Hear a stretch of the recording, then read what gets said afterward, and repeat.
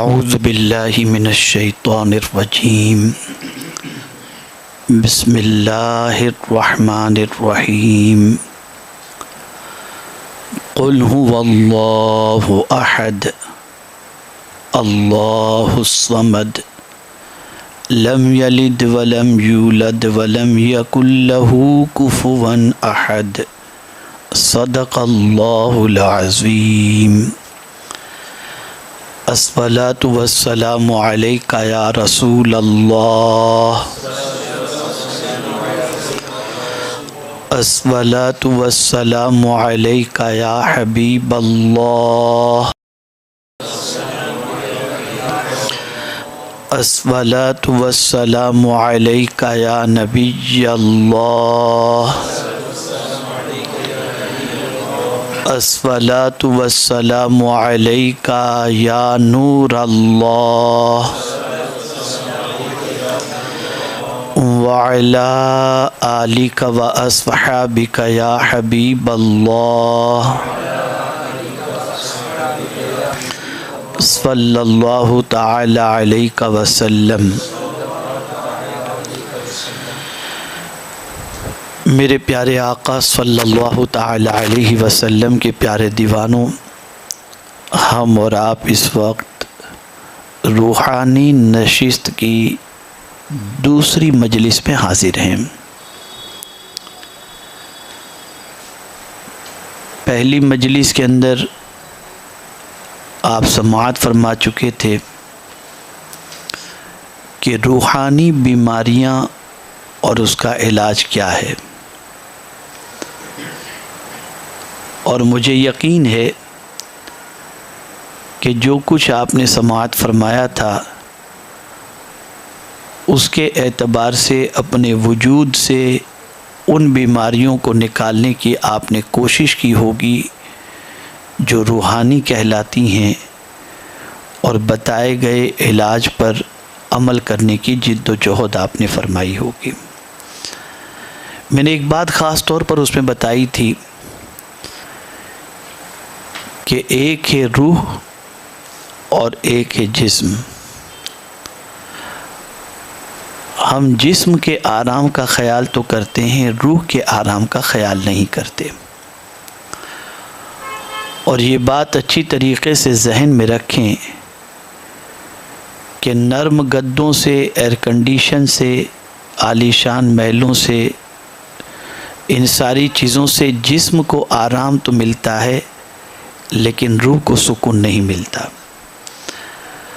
روح کے سکون کا ذریعہ ہے اللہ رب العزت جل جلالہ کا ذکر اور اس کے پیارے محبوب صلی اللہ تعالی علیہ وسلم سے محبت، اور اللہ رب العزت اور اس کے پیارے حبیب صلی اللہ علیہ وسلم کے فرمان پر عمل کرنا۔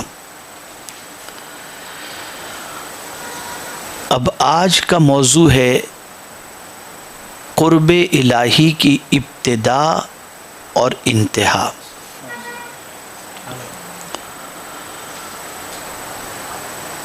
دنیا کا ہر انسان کسی نہ کسی سے قریب ہونا چاہتا ہے، لیکن ایک سوچ ہوتی ہے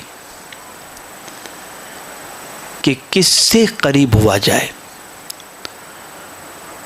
تو آج جو سچویشن لوگوں کی ہے وہ یہ ہے کہ انسان اس سے قریب ہونا پسند کرتا ہے جس کے پاس علم ہو، عزت ہو، دولت ہو، اقتدار ہو،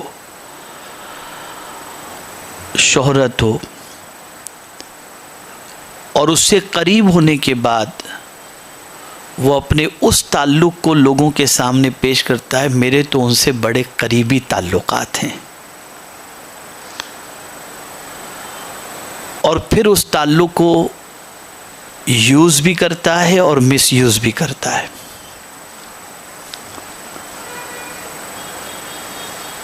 تو کبھی ایسا ہوتا ہے کہ جن کو ہم بہت قریب سمجھتے ہیں وہ بہت دور ہوتے ہیں، اور جن کو بہت دور سمجھتے ہیں وہ بہت قریب ہوتے ہیں۔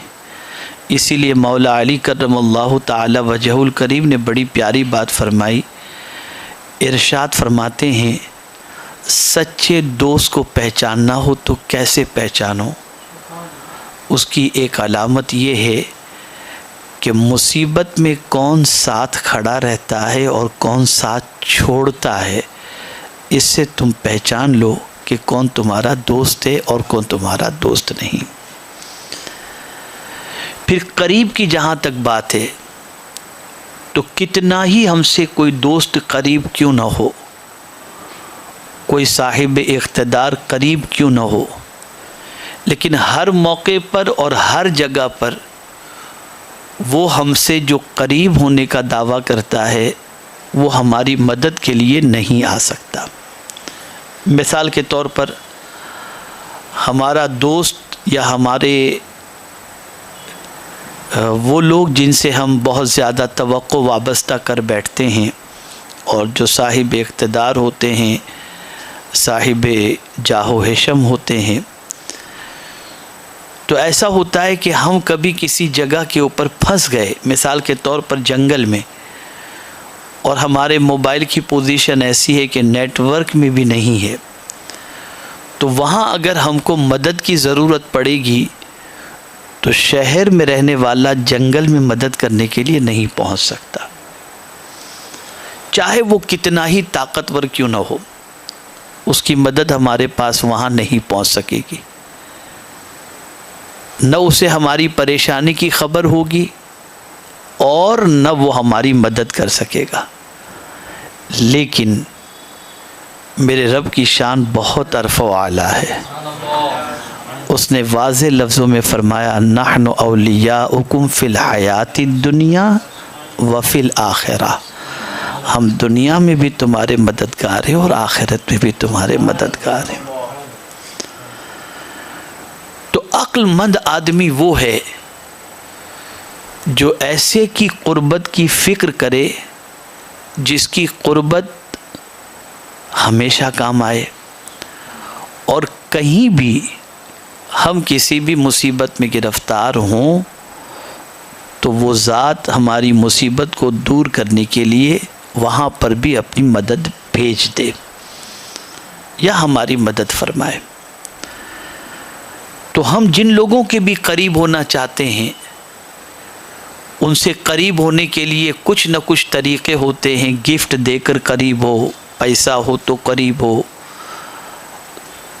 علم ہو تو قریب ہو سکتے ہیں، شہرت ہو تو قریب ہو سکتے ہیں، یہ ساری چیزیں ہیں جس میں خاص طور پر مادیت کا دخل زیادہ ہے، لیکن میرے کریم کی شان بہت عرف و اعلیٰ ہے، وہ اپنے بندے سے قریب تو ہے، خود فرماتا ہے وَإِذَا سَأَلَكَ عِبَادِي أَنِّي فَإِنِّي قَرِيب، میرے محبوب صلی اللہ علیہ وسلم جب آپ سے میرے بندے میرے بارے میں پوچھیں تو آپ کہیے میں بہت قریب ہوں، اور کتنا قریب ہوں اس کو بھی ایک جگہ واضح فرما دیا نحن اقرب الیہ من حبل الورید، ہم تمہاری شہ رگ سے بھی زیادہ قریب ہیں، وہ اتنا قریب ہے۔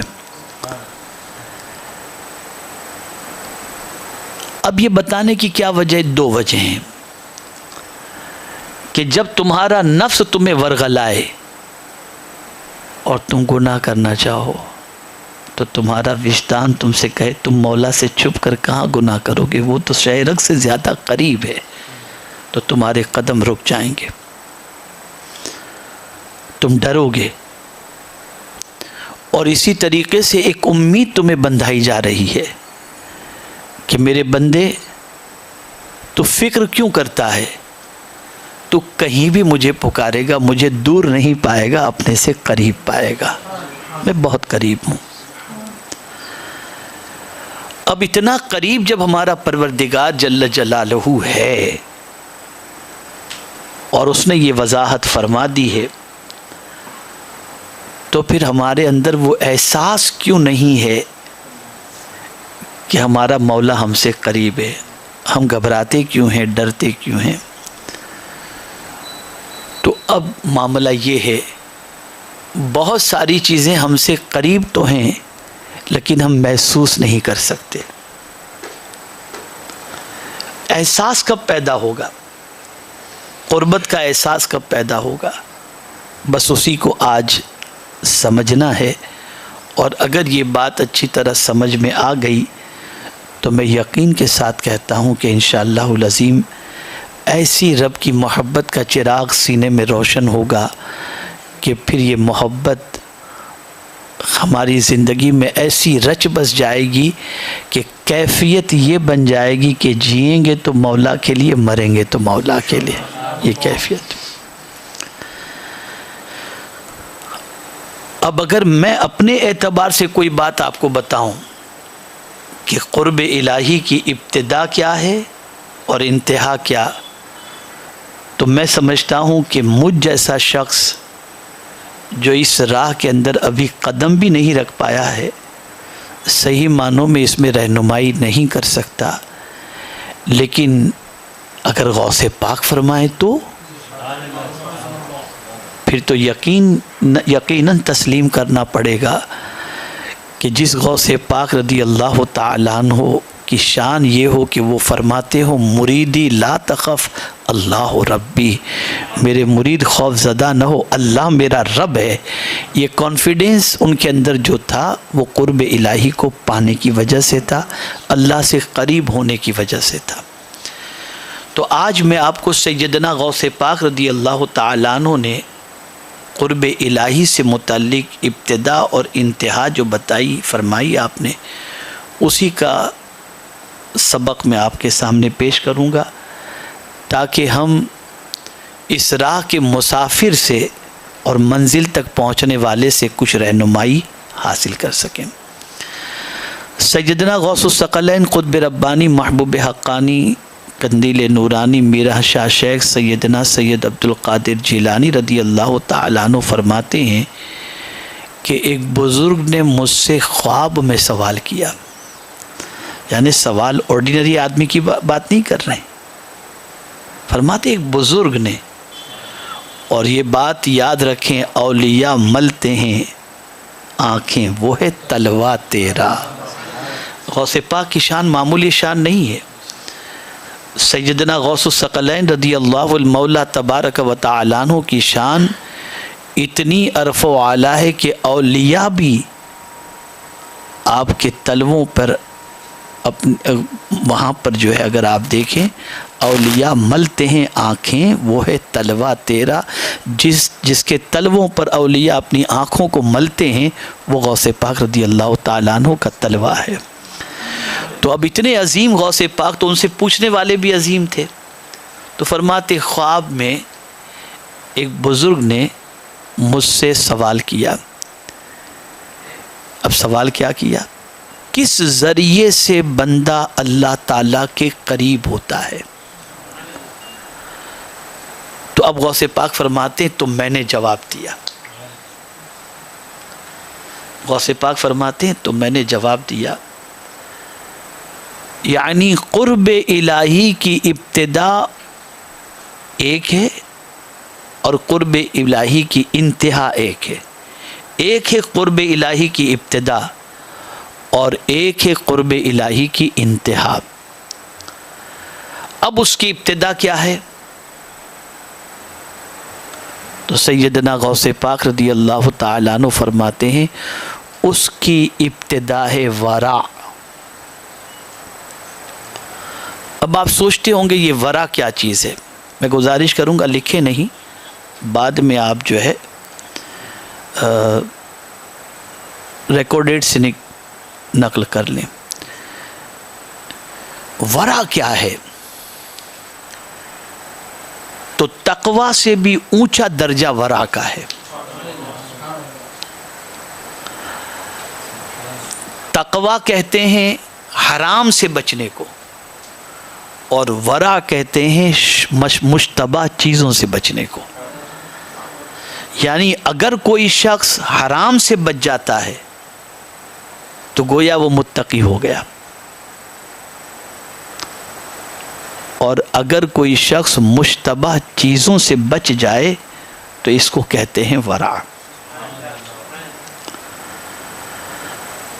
اب غوث پاک رضی اللہ المولا تبارک و تعالی عنہ فرماتے ہیں کہ قرب الہی کی ایک ابتدا ہے اور وہ ہے ورع، یعنی جسے اللہ سے قریب ہونا ہے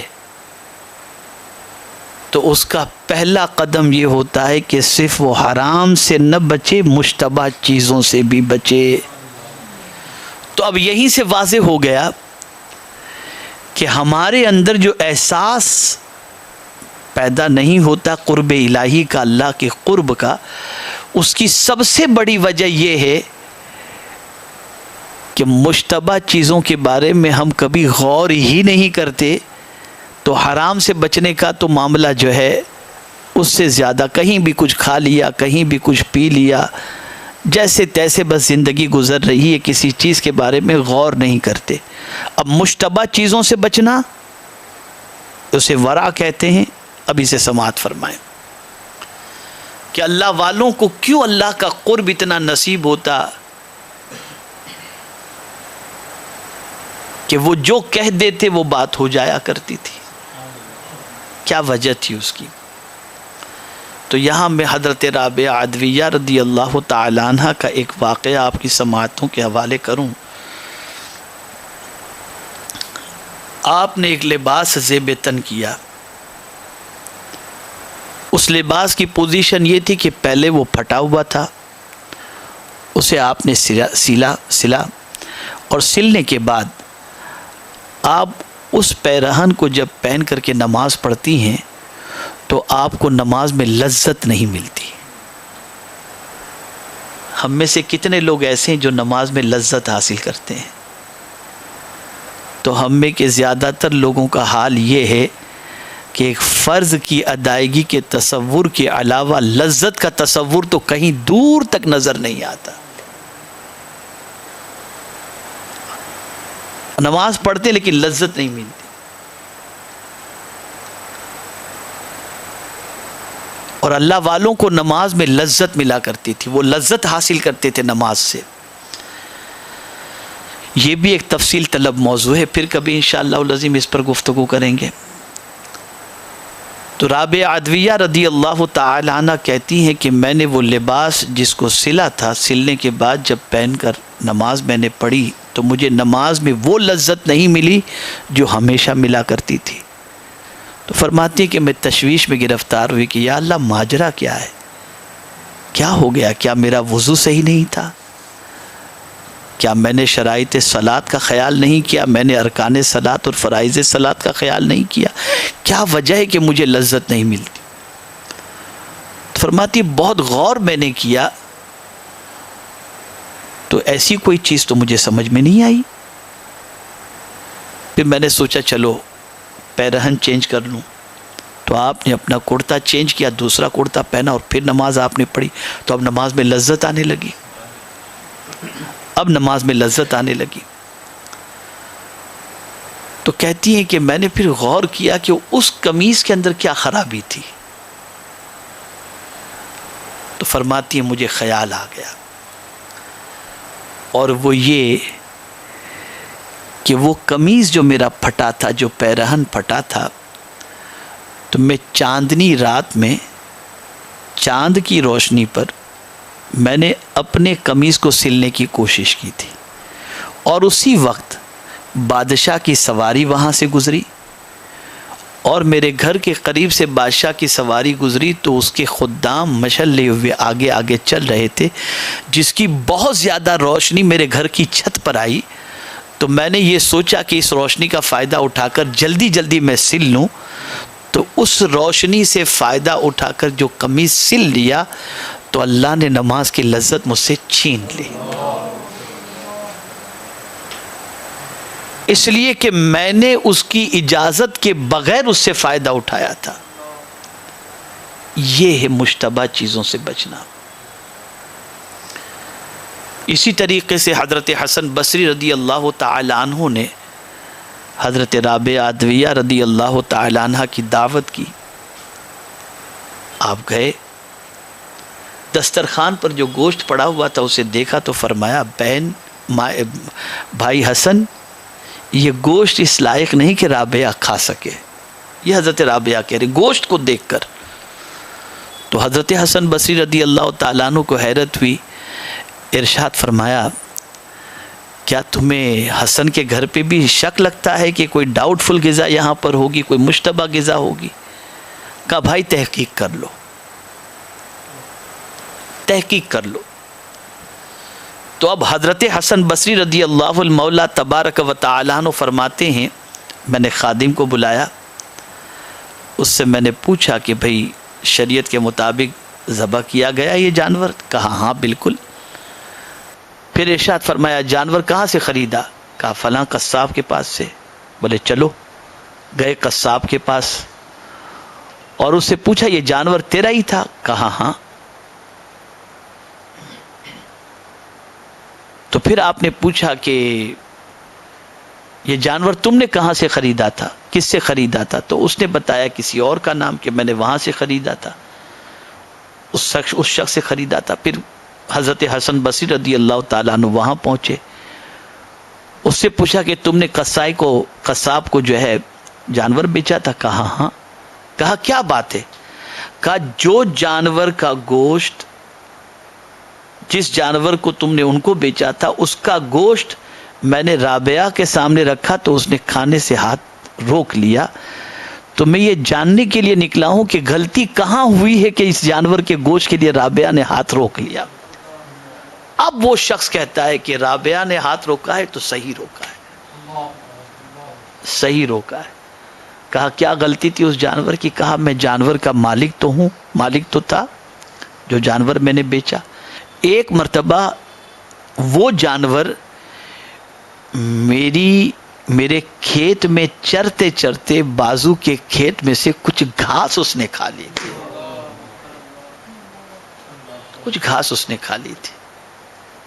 بس حضرت حسن بصری کی آنکھوں سے آنسو نکل پڑے، لوٹے اور لوٹ کر کے پھر آپ نے حضرت رابعہ سے فرمایا بہن تم نے بالکل سچ کہا کہ یہ گوشت تمہارے لائق نہیں۔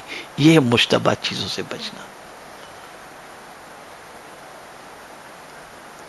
جب یہ کیفیت پیدا ہوتی ہے تو پھر حال یہ بن جاتا ہے کہ حضرت حسن بصری رضی اللہ تعالیٰ عنہ سے کسی نے پوچھا کہ آپ کی عمر کتنی ہے، یا غالباً بایزید بستامی علیہ رحمہ سے، تو فرماتے ہیں 5 سال، جبکہ عمر تھی 75 سال، لیکن فرماتے 5 سال۔ اب پوچھنے والے بھی اولیاء تھے نا، تو جواب پر وہ یہ نہیں کہتے تھے آپ کیوں جھوٹ بول رہے ہو، یہ نہیں، وہ جانتے تھے کہ یہ جواب پر بھی کوئی حکمت ہوگی۔ تو پوچھا گیا کہ حضرت یہ بتائیے کہ آپ 5 سال فرما رہے ہیں، سفید ریش ہو چکی ہے، تو آپ کے یہ 5 سال فرمانے میں حکمت کیا ہے؟ اب جواب سنیے۔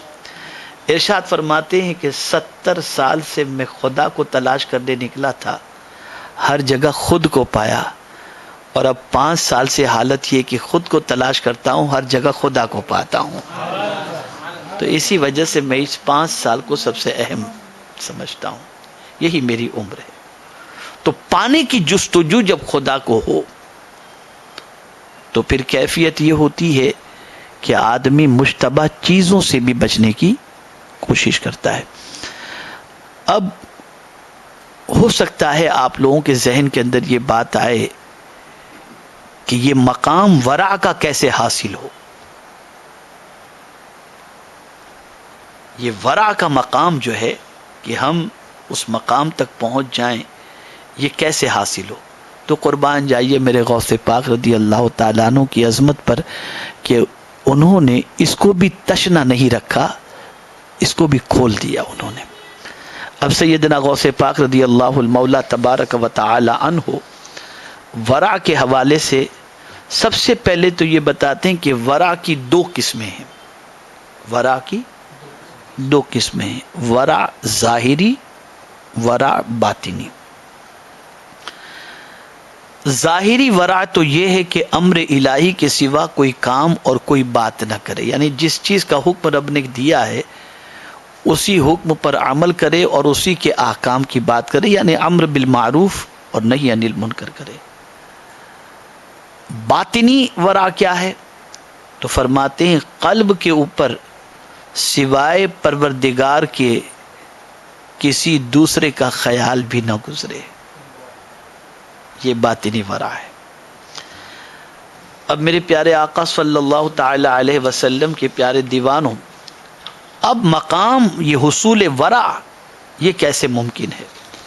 اگر کوئی یہ مقام حاصل کرنا چاہے اور یہ چاہے کہ ورع اسے حاصل ہو جائے تو اس کے لیے اسے کیا کرنا چاہیے؟ تو سیدنا غوث پاک رضی اللہ تعالیٰ عنہ فرماتے ہیں اس وقت تک ورع کامل نہیں ہو سکتا جب تک اپنے لیے ان 10 صفات جلیلہ کی پابندی لازم نہ کر لے۔ جب بندہ 10 صفات جلیلہ کی پابندی کا عزم کر لیتا ہے اور اس پر عمل کرنے کے لیے جد و جہد شروع کر دیتا ہے تو سیدنا غوث پاک رضی اللہ تعالیٰ عنہ فرماتے ہیں اسے ورع حاصل ہو جاتا ہے۔ اب وہ 10 چیزیں کیا ہیں؟ یہ میں قرب الہی کی ابتدا کی بات کر رہا ہوں، انتہا کی نہیں، اس لیے کہ آپ کہیں سفر شروع کریں گے تو آپ کے سفر کی ایک ابتدا ہوگی اور ایک سفر کی انتہا ہوگی۔ تو آپ اگر اللہ سے قریب ہونے کے سفر کی ابتدا کرنا چاہتے ہیں، سٹارٹ لینا چاہتے ہیں، تو آپ کا پہلا قدم کیا ہونا چاہیے؟ اسے غوث پاک رضی اللہ تعالیٰ عنہ نے فرمایا۔ تو غوث پاک رضی اللہ تعالیٰ عنہ فرماتے ہیں پہلا جو قدم اس راہ کے اندر ہوگا وہ یہ ہے کہ زبان کو قابو میں رکھنا۔ حصول ورع کے لیے پہلی چیز ہے زبان کو قابو میں رکھنا۔ اب آپ زبان کے حوالے سے بہت کچھ سن چکے ہیں، بہت ساری تقاریر سن چکے ہیں، اس لیے میں اس پر تفصیلی گفتگو نہیں کرتا۔ اس کی اہمیت کو میرے آقا صلی اللہ علیہ وسلم کے ایک ارشاد سے سمجھا دوں کہ رسول گرامی وقار صلی اللہ علیہ وسلم نے ارشاد فرمایا جس نے اپنی زبان اور شرمگاہ کی حفاظت کا ذمہ لیا میں اس کی شفاعت کی ذمہ داری لیتا ہوں۔ اس سے آپ اندازہ لگا سکتے ہیں کہ زبان کتنی اہم ہے اور اس کو قابو میں رکھنا۔ قابو میں رکھنے سے مراد یہ ہے کہ یہ بہت بڑبڑانے کی کوشش کرتی ہے، کنٹرول کرو اس کو۔ قابو میں رکھنے سے یہی کہ جانور کو قابو میں رکھو، اولاد کو قابو میں رکھو، شاگرد کو قابو میں رکھو، اسی طریقے سے زبان کو بھی قابو میں رکھو۔ یہ غوث پاک فرماتے یعنی اس کو بے لگام مت چھوڑ دو، اس کو قابو میں رکھو۔ سیدنا غوث پاک رضی اللہ تعالی عنہ دوسری صفت کا ذکر فرماتے ہیں کہ غیبت سے احتراز کرنا، غیبت سے پرہیز کرنا۔ اللہ تعالیٰ کا فرمان ہے وَلَا يَغْتَبْ بَعْضُكُمْ بَعْضًا، کوئی تم میں سے ایک دوسرے کی غیبت نہ کرے۔ اب یہاں میں غیبت کے حوالے سے بتاؤں، امام اعظم ابو حنیفہ رحمۃ اللہ تعالی علیہ فرماتے ہیں مجھے میرے رب کی ذات سے امید ہے کہ میرا مولا مجھے بخش دے گا۔ فرماتے میرا مولا مجھے بخش دے گا۔ پوچھنے والے نے پوچھا کہ فقہ کی تدوین کی وجہ سے یا عبادت و ریاضت کی وجہ سے یا علمی خدمات کی وجہ سے، کس چیز کی وجہ سے آپ فرما رہے ہیں کہ میرے رب سے مجھے امید ہے کہ میرا مولا مجھے بخش دے گا؟ تو اب قربان جائیے، امام اعظم ابو حنیفہ رحمۃ اللہ تعالی علیہ فرماتے ہیں کہ نہ تدوین کی وجہ سے فقہ کی، نہ عبادت و ریاضت کی وجہ سے میں یہ کہہ رہا ہوں کہ میرا مولا مجھے بخش دے گا، بلکہ میں اللہ کی ذات سے اس وجہ سے امید رکھتا ہوں کہ وہ میری بخشش فرما دے گا کہ میں نے زندگی میں کسی کی غیبت نہیں کی، میں نے زندگی میں کسی کی غیبت نہیں کی، تو مجھے امید ہے کہ میرا مولا مجھے بخش دے گا۔ یہ وہ کہہ رہے ہیں جو امام اعظم ہیں۔ غیبت بہت خطرناک چیز ہے، بلکہ زنا سے بھی بدترین چیز غیبت ہے۔ سرکار صلی اللہ علیہ وسلم فرماتے ہیں الغیبت اشد من الزنا، اس لیے غیبت سے پرہیز کرنا چاہیے۔ اس پر بھی آپ نے کئی تقاریر سنی ہیں اور جانتے ہیں۔ اب تیسری صفت کا ذکر فرماتے ہیں، پھر ایک مرتبہ ریمائنڈ کرا دوں، یہ قرب الہی کی ابتدا کا تذکرہ کرنا ہو. جو ورع کی صفات ہیں ان میں سے 2 صفتیں آپ نے سماعت فرمائی. اب تیسری صفت سماعت فرمائیں. کسی بھی آدمی کو اپنے سے حقیر نہ جانے. اللہ تعالیٰ فرماتا ہے لا یسخر قوم من قوم عسى ان يكونوا خيرا منهم ولا نساء من نساء عسى ان يكن خيرا منهن. ایک قوم دوسری قوم کی ہنسی نہ اڑائے کہ شاید وہ اس سے بہتر ہو. یعنی کسی کو حقیر نہ سمجھیں. غالباً حضرت حسن بصری رحمت اللہ تعالی علیہ یا بایزید بستامی علیہ رحمہ دریائے دجلہ کے کنارے سے گزر رہے تھے. ایک نوجوان کو دیکھا ایک خاتون کے ساتھ وہ بیٹھا ہوا ہے اور قریب میں ایک بوتل پڑی ہوئی ہے. تو آپ کے دل میں خیال پیدا ہوا کہ میں تو اس سے کم از کم بہتر ہوں. یہ خیال آیا. اتنے میں سامنے دریا کے اندر طغیانی آئی اور ایک چھوٹی سی کشتی تھی جس میں 6 لوگ سوار تھے. اب وہ کشتی ہچکولے کھانے لگی. تو وہ بندہ جو عورت کے ساتھ بیٹھا تھا اس نے دریا میں چھلانگ لگا دی اور 6 کے 6 لوگوں کو بچا کر لے کر کے آ گیا. تو حضرت حسن بصری رضی اللہ تعالیٰ عنہ نے جب دیکھا کہ یہ چھلانگ لگا کر دریا میں چلا گیا ہے تو منظر دیکھ رہے تھے کہ کر کیا رہا ہے یہ. لیکن جب 6 لوگوں کو بچا کر آیا تو حضرت حسن بصری وہاں پر کھڑے ہوئے تھے. اس نے سلام کیا اور عرض کیا حسن ایک کو تو بچا لیتے. کیا کہا اس نے؟ ایک کو تو بچا لیتے. اور پھر اس کے بعد اس نے حضرت حسن بصری سے عرض کیا یہ میری ماں ہے جو میرے قریب بیٹھی ہوئی ہے اور یہ بوتل پانی کی ہے. حضرت حسن بصری نے اپنے سر کو پکڑ لیا اور اسی وقت سے یہ ارادہ کیا کہ آج سے میں کسی سے خود کو بہتر نہیں سمجھوں گا اور کسی کو حقیر نہیں سمجھوں گا. کسی کو حقیر نہیں. پتہ نہیں کون کیا ہو. فرماتے پھر میں جانے لگا تو ایک صاحب اپنے کتے کو لے کر کے جا رہے تھے. تو انہوں نے مجھ سے کہا حسن ذرا یہ تو بتاؤ میرا کتا اچھا ہے یا تم اچھے ہو. امتحان فوراً شروع. نیت کر لی تھی نا. تو پھر خیال آیا کہ اب قدرت نے امتحان لینا شروع کیا. ذرا دیکھوں نیت میں بندہ کتنا پکا ہے. تو امتحان فوراً شروع ہو گیا. پوچھنے والے نے پوچھا حسن یہ بتاؤ میرا کتا بہتر ہے یا تم بہتر ہو. تو اب جواب سنیے. حضرت حسن بصری علیہ رحمہ فرماتے ہیں اگر میرا ایمان پر خاتمہ ہوا تو میں بہتر ہوں ورنہ تیرا کتا بہتر ہے. یہ ہے کسی کو حقیر نہ سمجھو. تو یہ تیسری صفت سیدنا غوث الثقلین رضی اللہ المولا تبارک و تعالی عنہ نے فرمائی.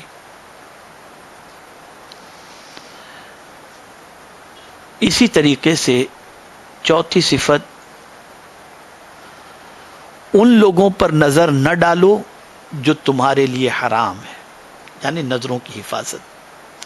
اس لیے کہ اللہ تعالیٰ نے فرمایا قل للمؤمنین یغضوا من ابصارہم. میرے محبوب صلی اللہ علیہ وسلم مومنوں سے فرما دیں کہ وہ اپنی نگاہوں کو نیچی رکھیں. تو چوتھی صفت یہ ہے کہ نگاہوں کی حفاظت کرو.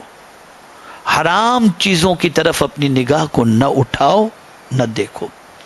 بلکہ نگاہ کے حوالے سے تو بڑی پیاری بات موجود ہے کہ اگر کسی غیر محرم کی طرف یا حرام کردہ چیز کی طرف نظر اٹھنے جا رہی ہے اور تم نے اپنی نظر پھیر لی اللہ تمہارے دل میں نور پیدا کر دے گا. اور جس شخص نے حرام سے اپنی نظر کی حفاظت کی ان آنکھوں کو اللہ تعالیٰ جہنم کی آگ میں نہیں جلائے گا. تو چوتھی چیز یہ ہے کہ نظر کی حفاظت کریں. پانچویں صفت سچائی کو اختیار کریں. جب بھی بولو کیا بولو؟ سچ بولو. میرے پیارے آقا صلی اللہ تعالی علیہ وسلم کے پیارے دیوانوں اس لیے قرآن مقدس میں رب قدیر جل جلالہ نے ارشاد فرمایا اذا قلتم فاعدلوا. جب تم کوئی بات کہو تو سچی اور انصاف کی بات کہو. جب بھی زبان کھولو بلکہ قرآن کہتا ہے وَقُلْ لِعِبَادِي يَقُولُ الَّتِي هِيَ أَحْسَنُ، میرے محبوب آپ فرما دیجئے اپنے بندوں سے کہ جب بھی تم کہو تو اچھی بات کہو. تو جو ہے سچی بات. اسی طریقے سے آپ دیکھتے ہوں کہ خطبہ نکاح کے اندر جو ہے وہ نکاح پڑھانے والے جب خطبہ دیتے ہیں قاضی صاحب تو پڑھتے ہیں یا ایھا الذین آمنوا اتقوا اللہ وقولوا قولا سدیدا، اے ایمان والو اللہ سے ڈرو اور بولو، جو بھی بولو وہ سچ بولو، سیدھی بات بولو، سچی بات بولو. یہ خاص طور پر جو ہے وہ خطبہ نکاح کے اندر یہ آیت کریمہ کی تلاوت ہوتی ہے. اور یہاں بھی فرمایا گیا جب کوئی تم بات کہو تو سچ اور انصاف کی کہو. وَإِذَا قُلْتُمْ فَاعْدِلُوا، تو پانچویں صفت سچ بولنا. اب یہ سچ پر بھی میں آپ کو اگر عرض کرنے جاؤں گا تو اتنا تفصیلی موضوع ہے کہ سچ صرف زبان کا نہیں ہوتا، کردار کا بھی سچ ہوتا ہے، اخلاق کا بھی سچ ہوتا ہے، قدموں کا بھی سچ ہوتا ہے، نگاہوں کا بھی سچ ہوتا ہے، ان سب کا سچ ہوتا ہے. ہم صرف یہی جانتے ہیں کہ زبان سے سچ بولنا نہیں، بلکہ وجود بھی سچائی پر گواہی دیتا ہو. پھر اس پر کبھی انشاءاللہ نصیب.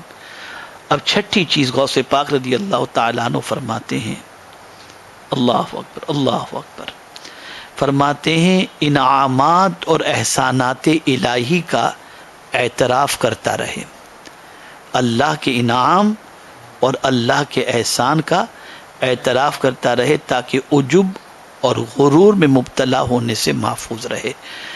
یہ خیال رہے کہ میں کچھ بھی نہیں ہوں، میرے پاس جو کچھ بھی ہے یہ اللہ کا دیا ہوا ہے. تو ہر قدم پر اللہ کا احسان، اللہ عز و جل کا شکر بجا لائے اور اس کے انعامات اور اس کے احسانات کا اعتراف کرتا رہے کہ میرے کریم نے مجھے یہ عطا فرمایا. اب اس کا آسان سا طریقہ میں قرآن کی روشنی میں عرض کر دوں کہ حضرت سلیمان علیہ السلام کے صحابی اور شاگرد نے جب یہ کہا کہ پلک کے جھپکتے میں تخت بلقیس کو لا کر آپ کے سامنے پیش کر دوں گا، اور لا کر کے جب پیش کر دیا تو ہونا تو یہ چاہیے تھا کہ وہ یہ کہتے کہ میرے شاگرد کا جب یہ حال ہے تو میرا حال کیا ہوگا. لیکن قربان جائیے چونکہ وہ جانتے تھے کہ کیا کہنا چاہیے، نبی تھے، تو انہوں نے فوراً کہا ھذا من فضل ربی، یہ میرے رب کا فضل ہے. تو اللہ کا جب انعام ہو، احسان ہو، تو اپنا کمال کبھی بھی تصور نہ کریں، یہ اس کا فضل تصور کریں اور اس کے انعامات اور احسانات کا اعتراف کریں، تاکہ غرور میں، یعنی آدمی یہ میں بہت کچھ ہوں اور میں نے یہ کچھ بھی نہیں، یہ توجہ نہیں رہے گی بس اس کو. اسی لیے قرآن مقدس میں رب قدیر نے فرمایا بل اللہ یمن علیکم ان ہداکم للایمان، اللہ ہی نے تمہارے اوپر یہ احسان کیا کہ تمہیں فرمایا کہ اس نے تمہیں ایمان کی ہدایت دی. ہمارے اوپر اللہ کا احسان عظیم ہے کہ اس نے ہمیں دولت ایمان بخشی، ایمان بھی اس نے دیا، ہدایت بھی اسی نے عطا فرمائی. تو چھٹی چیز جو ہے وہ یہ ہے کہ انعامات اور احسانات الہی کا اعتراف. ساتویں چیز مال و متاع راہ خدا میں صرف کرتا رہے. یہ نہیں کہ اب اللہ تعالیٰ نے مال و دولت عطا فرمائی تو خوب اپنے لیے جمع کر کے رکھیں، صرف نہ کریں، خرچ نہ کریں، نہیں، بلکہ اولیاء کی شان ہی قرآن نے یہ بیان فرمائی. بلکہ قرآن کھلتا کس پر ہے، قرآن راستہ کس کو دکھاتا ہے، ہدایت کس کو عطا فرماتا ہے، کس کے لیے ہدایت کی کتاب ہے. یوں تو سارے انسانوں کے لیے ہے، لیکن قرآن کے اسرار و رموز کھلتے کس کے اوپر ہیں؟ تو قرآن کہتا ہے ھدی للمتقین الذین یؤمنون بالغیب ویقیمون الصلاۃ ومما رزقناہم ینفقون، جو ہمارے لیے ہمارے دیے ہوئے رزق کو ہماری راہ میں خرچ کرتے ہیں. تو ان پر قرآن کھل جاتا ہے، اس کے اسرار و رموز کھل جاتے ہیں. تو مال و متاع کو راہ خدا میں خرچ کرنا. اور یہ بات یاد رکھیں اللہ کے ولیوں کو لٹانے میں مزہ آتا ہے، لٹنے میں نہیں، اسے ذہن میں رکھیں، انہیں لٹانے میں. اور وہ ایسے لٹانے والے ہوتے ہیں کہ زمین پر تھے تب بھی لٹاتے تھے اور آج زمین کے اندر ہیں تب بھی لٹا رہے ہیں، اور میدان محشر میں بھی وہ لٹاتے رہیں گے۔ تو مال و متاع راہ خدا میں صرف کرتا رہے کہ اللہ تعالیٰ کا فرمان ہے والذین اذا انفقوا لم یسرفوا ولم یقتروا وکان بین ذلک قواما، وہ لوگ جو خرچ کرتے ہیں تو نہ اسراف کرتے ہیں اور نہ بخل کرتے ہیں، وہ اپنا مال گناہ اور معصیت میں نہیں خرچ کرتے، البتہ نیک راستے میں خرچ کرنے سے باز نہیں رہتے۔ تو حصول ورع کے لیے 7ویں صفت یہ ہے مال و متاع کو راہ خدا میں خرچ کرنا۔ اب 8ویں صفت، اپنی ہی ذات کے لیے بھلائی کا خواہاں نہ رہے اور کبر و غرور سے پاک رہے۔ خالی اپنا ہی بھلا مت سوچو، اپنا بھلا تو کتا بھی سوچتا ہے، مسلمان وہ ہے جو دوسروں کا بھلا سوچے، دوسروں کا فائدہ سوچے۔ جب تک کہ یہ کیفیت پیدا نہیں ہوگی کہ ہم دوسروں کا بھلا سوچنے کا جذبہ اپنے اندر پیدا نہیں کریں گے تو ہمیں ورع حاصل نہیں ہو سکتا۔ اس کے حوالے سے ایک حدیث میں آپ کی گوش گزار کروں، اگر کوئی شخص لوگوں کے لیے، مسلمانوں کے لیے دعا میں اپنا اتنا وقت گزار دیتا ہے کہ خود کے لیے مانگنا بھول جاتا ہے یا وقت چلا جاتا ہے، سرکار فرماتے ہیں صلی اللہ علیہ وسلم لوگوں کے لیے جتنا مانگا اللہ اس سے زیادہ اسے عطا فرما دے۔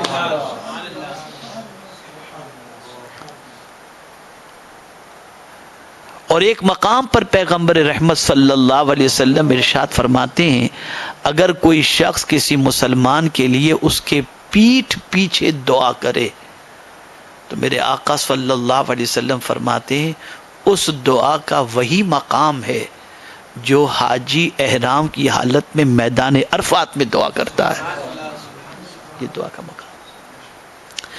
بلکہ کسی مومن کے سلسلے میں برائی سوچو بھی نہیں کرنا تو بہت دور کی بات ہے۔ ہر مومن کے لیے خیر خواہی کا جذبہ اپنے اندر پیدا کرو۔ میرے پیارے آقا صلی اللہ تعالی علیہ وسلم کے پیارے دیوانوں اور غوث پاک رضی اللہ تعالیٰ عنہ فرماتے کبر و غرور سے پاک رہے۔ اللہ تعالیٰ کا فرمان ہے تلک الدار الآخرۃ نجعلها للذین لا یریدون علوا فی الارض ولا فسادا، جنت میں انہی لوگوں کو جگہ دوں گا، یہ اللہ فرما رہا ہے جنت میں انہی لوگوں کو جگہ دوں گا جو دنیا میں اپنی برتری کے خواہاں نہیں ہوتے اور فساد کرنے والے کام نہیں کرتے، یعنی دنیا میں نہیں سوچتے میں ہی بہت بڑھ جاؤں نا میرا ہی نام ہو جائے۔ تو جنت میں اللہ کس کو جگہ دے گا؟ جو اپنی برتری کی فکر نہیں کرتا، اپنی بڑائی کی فکر نہیں کرتا، اپنی ناموری کی فکر نہیں کرتا، اللہ جنت میں اس کو مقام عطا فرمائے گا اور اللہ کا وعدہ سچ ہے۔ 9ویں صفت کے بارے میں سیدنا غوث پاک رضی اللہ تعالیٰ عنہ ارشاد فرماتے ہیں 5 وقتہ نماز کی پابندی کرنا۔ آپ جانتے ہیں کہ نماز کتنی اہم ہے اور نماز کی پابندی کتنی اہم ہے۔ انشاءاللہ العظیم نماز کے حوالے سے پھر کبھی انشاءاللہ تفصیلی گفتگو ہوگی۔ ایک ہے نماز پڑھنا اور ایک ہے نماز قائم کرنا، دونوں میں بڑا فرق ہے۔ قرآن میں کہیں یہ نہیں آیا کہ نماز پڑھو، قرآن میں ہر جگہ آیا نماز قائم کرو۔ اب قائم کرنا کس کو کہتے ہیں اور پڑھنا کسے کہتے ہیں اس پر پھر کبھی انشاءاللہ العظیم گفتگو ہوگی۔ تو نماز کی پابندی کرنا کہ نماز ایک وقت کی بھی قضا نہ ہونی چاہیے۔ اب آخری صفت 10ویں صفت غوث پاک رضی اللہ تعالیٰ عنہ فرماتے ہیں سنت نبوی اور اجماع مسلمین کا احترام کرے۔ اللہ تعالیٰ کا فرمان ہے وَأَنَّ هَذَا صِرَاطِي مُسْتَقِيمًا فَاتَّبِعُوهُ، بے شک یہ میری سیدھی راہ ہے تم اس کی پیروی کرتے رہو۔ یعنی حضور صلی اللہ علیہ وسلم کی سنتوں کی پیروی اور بتائے ہوئے راستے پر عمل کرنا یہ ضروری ہے۔ تو آج کی نشست کے اندر آپ نے یہ سمجھ لیا کہ قرب الہی کی ابتدا کے لیے ورع کا حاصل کرنا ضروری ہے اور حصول ورع کے لیے 10 صفات ضروری ہیں۔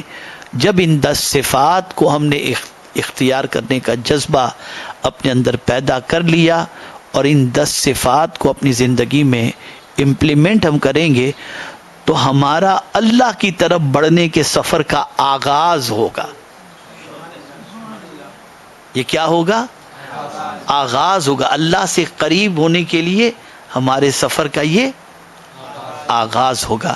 تو میرے پیارے آقا صلی اللہ تعالی علیہ وسلم کے پیارے دیوانوں، میں ابھی انتہا کے بارے میں کچھ عرض نہیں کر سکوں گا، اس لیے کہ میں سمجھتا ہوں کہ آج کی اتنی ہی گفتگو اگر دل و دماغ میں محفوظ کر لی جائے تو اور اس پر عمل کی کوشش کی جائے تو ہمارے لیے بڑی کارگر اور بڑی مفید انشاءاللہ ثابت ہوگی۔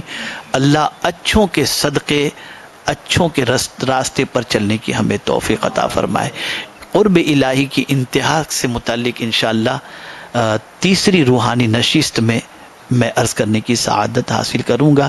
اللہ رب العزت جل جلالہ آقا کریم رؤوف الرحیم علیہ التحیۃ والتسلیم کے صدقہ و طفیل مجھے آپ کو سب کو اس راستے پر چلنے کی توفیق نصیب فرمائے، بلکہ راستہ چلنا ہمارے لیے آسان فرمائے۔ جو راستہ ہمیں اللہ سے ملا دے، اس کے رسول صلی اللہ علیہ وسلم سے ملا دے، اور پروردگار جل جلالہ ہماری روحانی بیماریوں سے ہمیں شفا عطا فرمائے اور ہمیں گناہوں سے بچنے کی توفیق نصیب فرمائے، اور پروردگار جل جلالہ آقا کریم رؤوف الرحیم علیہ التحیۃ والتسلیم کی تعلیمات پر عمل کی توفیق نصیب فرمائے۔ وما علینا الا البلاغ المبین، وصلی اللہ تعالی علی خیر خلقہ ونور عرشہ سیدنا و مولانا محمد و آلہ و اصحابہ اجمعین برحمتک یا ارحم الراحمین۔